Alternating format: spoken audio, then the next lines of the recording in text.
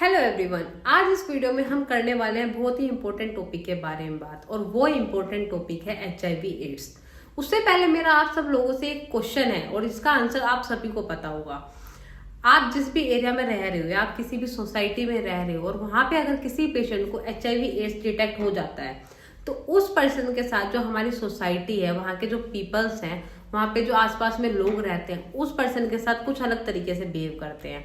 उसको थोड़ा सा अलग ही कर देते हैं अपनी सोसाइटी से। उसके साथ उठना बैठना बंद कर देते हैं, उसके साथ हंसना बोलना बंद कर देते हैं, हैंडशेक करना बंद कर देते हैं, खाना पीना साथ में बंद कर देते हैं। ऐसा होता है कि नहीं होता?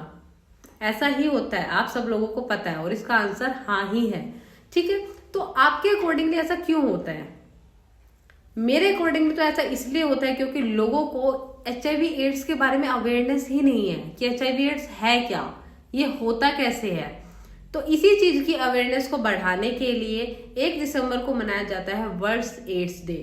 ठीक है, ताकि इसके रिगार्डिंग लोगों के अंदर जागरूकता बढ़े कि ये होता कैसे है, इससे बचा कैसे जा सकता है। तो आज हम इस वीडियो में इसी के बारे में बात करने वाले हैं।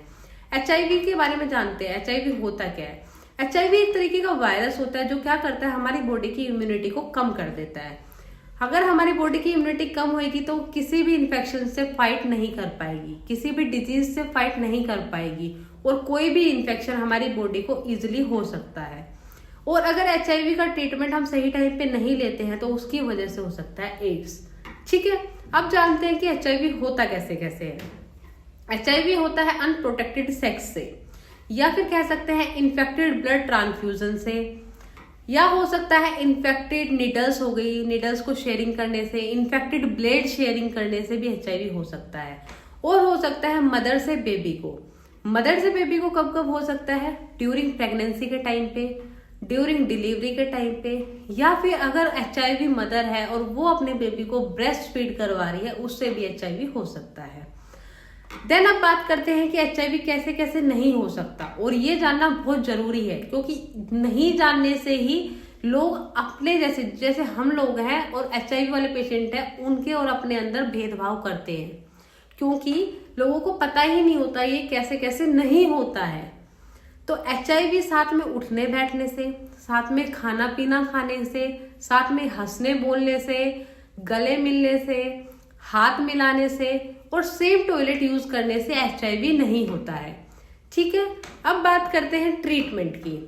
इसका ट्रीटमेंट के लिए एक सबसे बड़ी गुड न्यूज ये है कि गवर्नमेंट सेंटर में HIV एड्स का जो ट्रीटमेंट होता है वो फ्री ऑफ कॉस्ट पे अवेलेबल है, जिसे हम कहते हैं ART यानी कि एंटी रेट्रोवायरल थेरेपी।